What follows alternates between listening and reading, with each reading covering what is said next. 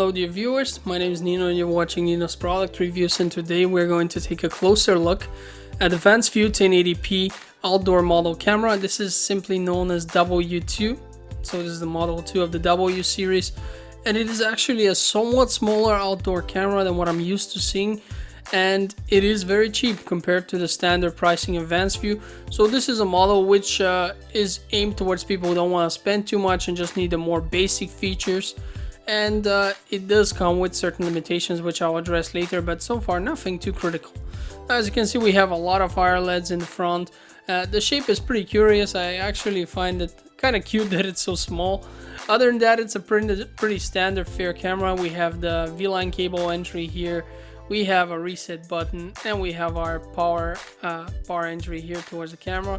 Inside the package you will also find a power adapter, obviously this is the European version of it. You will find the LAN cable here. I always advise, if you want to use a wired mode, use another cable because these are always low quality.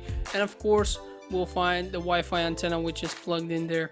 Now that's pretty good. The camera can work with Wi-Fi, and the reception is pretty good even through a wall. But personally I like to use these cameras in a wired mode by using a LAN cable, not the one that's included. That one that's included, it's okay for setting up the device, but on one end it's relatively short, and on the other it's just the quality is not there. So if we take a look on the insides of the camera, and by the way, you shouldn't do this voids your warranty, we're going to see that it indeed does not have a micro SD card slot. Now you're probably asking yourself, Nino, they say that it doesn't have one, so why would you even check inside? Well, the reason is because these manufacturers sometimes buy certain parts from other companies that are already pre-made to install into the cameras, and I have actually seen such cameras come with a micro SD card slot, although they claim not to have one. So I'm always curious to see if this is the case. Unfortunately, it's not the case here, but it is something that is clearly that we have been clearly informed about, so that's not something I would worry about. And if we go into the features of the camera, we're going to notice things like software zoom. We can take snapshots, we can record, but most of these buttons actually are not very useful, like the audio buttons, for example. Now, if we take a look at the camera's viewing angle and the camera's quality of the image, you'll see that it's a pretty good image.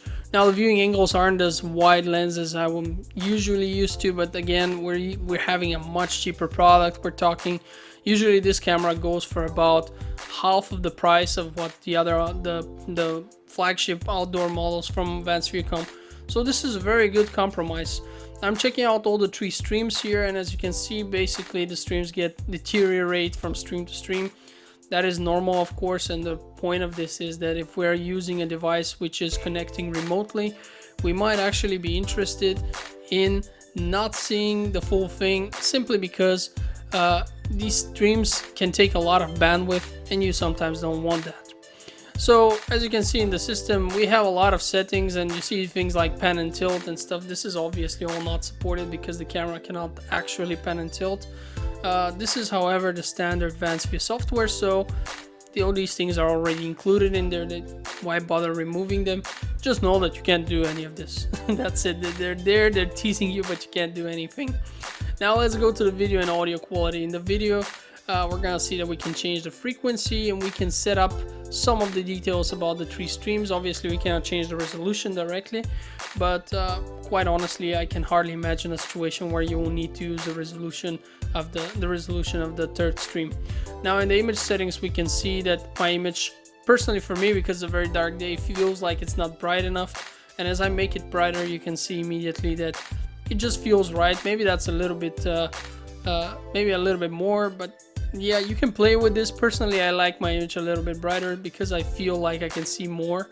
So this is very useful. As you can see, all in all, the camera for daily use during the day when there's sunlight is very good. We have a flip function and we have a mirror function. Now, if you want to use the flip function, you will need to mount the camera upside down, obviously, otherwise you have a weirdly flipped image. And the mirror function will be used in very rare occasions. If you have a mirror in front of the camera, just because you can't mount it any other way, you would place a mirror in front of it. The camera would be aimed at the mirror and see what's behind. or on the side, but this will be very rarely the case. Earlier I showed you the audio settings. Those are also not working. Night vision settings here, I wouldn't mess with those. They work just fine the way they are. Camera is actually pretty good at recognizing when there is not enough light, so you don't need to play around with this too much.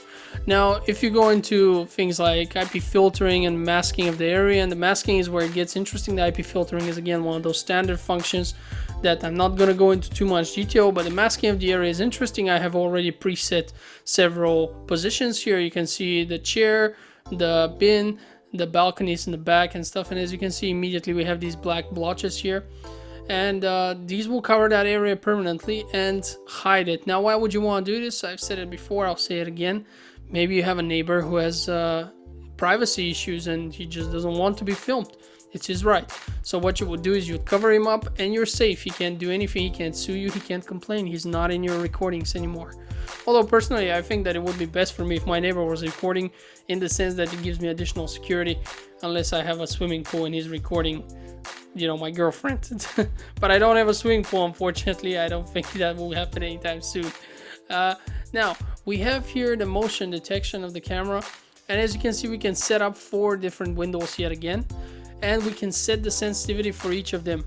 Now if I say this part is I want it to be guarded more strictly, this is more important, or another part where stuff is constantly moving, so I actually don't want the alert to be initiated immediately, I can set the sensitivity lower. So you can really do different things and go wild here with the sensitivity, but you gotta test it to see how sensitive something should be.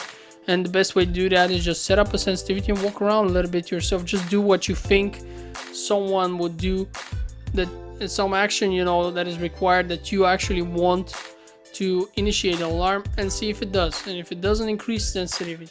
That's how I would do it. Now of course you can just make one window like I just did and cover the whole area and set up a sensitivity for the whole area. It's a matter of taste. Now when it comes to the alarm action, you can actually choose a lot of things, whether it's send snapshots, send emails, to trigger IO output, which obviously is not going to work here because we don't have the IO entry. But we have several options, and then we can say trigger independently or trigger jointly. Now one means if one of these only activates, if an alarm comes out, only one of these is initiated, and in another case all of them will be initiated at the same time. This is a bit complicated, but once you try it, you'll figure it out. Here you can set up the actual protection duration, or just when the camera is armed and when it's just a bystander and is not, for example, having the alert mode on, meaning that the camera is not going to record motion and stuff like that, so it's not going to react. You can still use it as a surveillance tool, but during this time, unless you manually initiate a recording, camera will not record unless you set it up. This is pretty convenient, for example, if you have a store and you want the camera to guard the store overnight, so you would actually set it up to activate during the night, and from the hours, let's say from 11:30 in the evening to 9 in the morning. It's just a random example. And that's how this part works, and this is pretty much it about the camera. There isn't that much left to say. This is a more simplified model, but as you can see, it still features all the key functions that you're going to need. And obviously all the SDTF recording and stuff is also not useful. You're going to need a local place to record everything. So that's what you're gonna do in this case. And I'm gonna move on to the night vision of the camera. As you can see, the night vision is good, although right now it's not on yet. I'm intentionally showing you that it's not that dark. And it's still, the image is pretty much okay. Now, since we have light sources in the back, they actually disturb more than help. And what I did not like here is that you can actually see a lens flare of the camera itself. It can actually see its own light from the IR blasters, and that's something that I found to be a bit annoying. But other than that, it's a pretty good camera. I think the whole performance is excellent, and I feel that the price is more than justified. It's a very cheap camera, and it offers basically all the functions you're going to need to make sure that your home, your store, or whatever it is that you're guarding, sorry, is secure. Thanks for watching and have a great day.